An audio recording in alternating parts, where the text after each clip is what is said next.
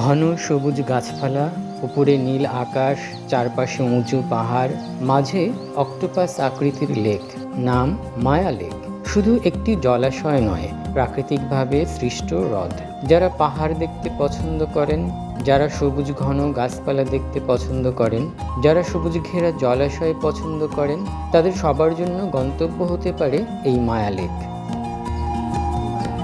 অপূর্ব সৌন্দর্য এবং নির্জনতা এই স্থানকে ক্রমে পর্যটকদের কাছে আকর্ষণীয় করে তুলছে।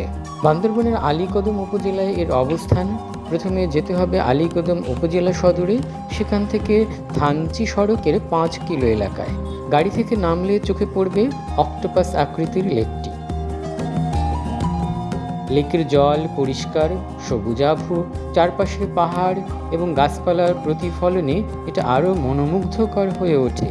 লেকের পাশে ছোট ছোট পাহাড় আছে, এখান থেকে নেমে আসা ঝর্ণার জল লেককে জীবন্ত করে তোলে। আর শীতকালে হলুদ পাতার ছোঁয়ায় এই লেক অন্যরকম রূপ নেয়।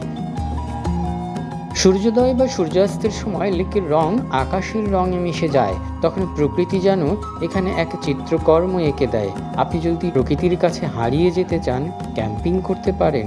রাতের আকাশে তারা দেখে মন ভরে যাবে।